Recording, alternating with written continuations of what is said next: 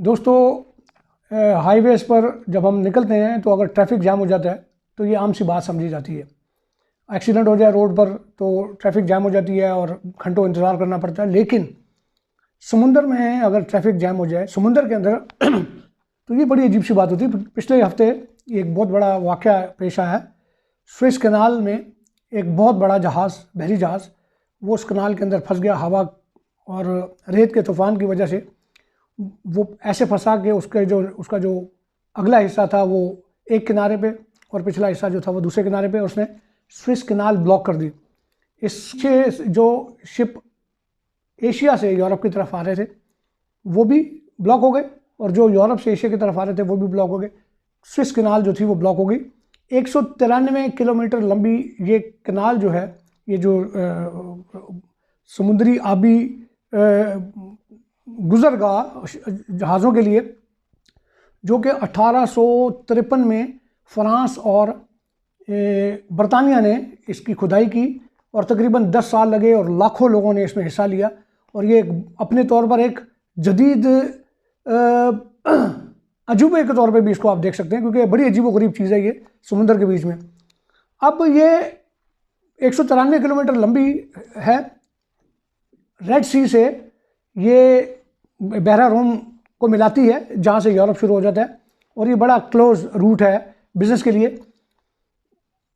कुछ जगह से ये 220 से 25 मीटर चौड़ी है, कुछ जगह से ये ज़्यादा चौड़ी है, लेकिन जहाँ ये शिप फंस गया था वो जगह जो 220-25 मीटर के उसमें थी।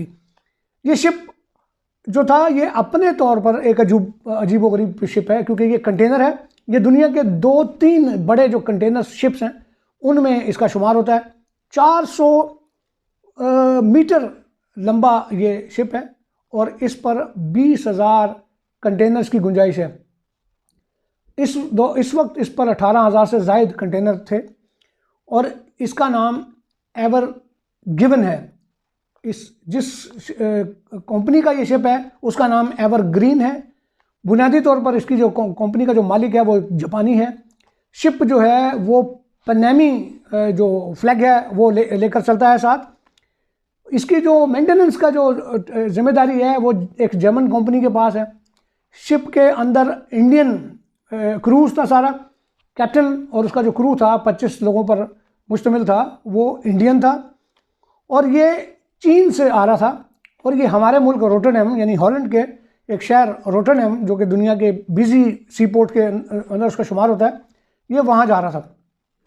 ये शिप इतना बड़ा है कि आसानी से समझने के लिए अंदाज़ा लगाएं कि 4 फुटबॉल ग्राउंड अगर साथ जोड़ लिए जाएं तो ये शिप है। ये शिप वहाँ से गुजर रहा था। हवा और रेत का तूफ़ान आया और ये इस पर प्रेशर पड़ा। इसका स्टेयर जो था वो थोड़ा सा मुड़ा और ये वहाँ फंस गया। पीछे से आने वाली ट्रैफिक और आगे से आने वाली ट्रैफिक दोनों ही रुक गए।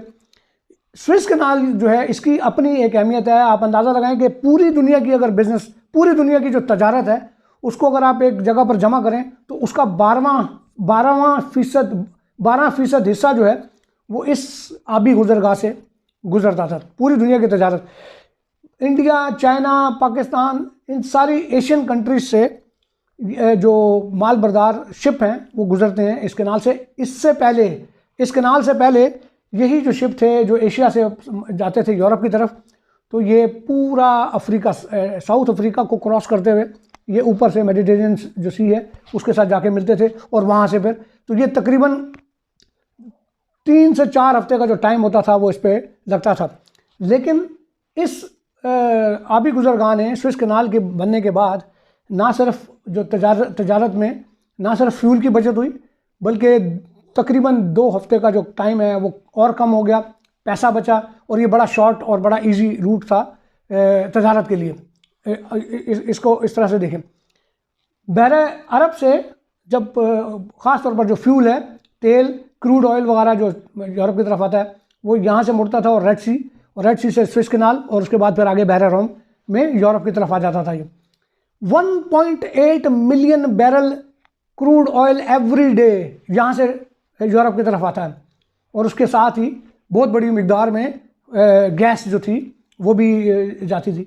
7 दिन तक तकरीबन ये ब्लॉक रहा। अब आप अंदाज़ा लगाएं कि 1.8 मिलियन बैरल जो है वो क्रूड ऑयल इसका नुकसान हो रहा था। उसके बाद स्विस हुकूमत जो है वो इस कैनाल से सालाना $6 बिलियन जो है वो बगैर कुछ किए कमाती थी।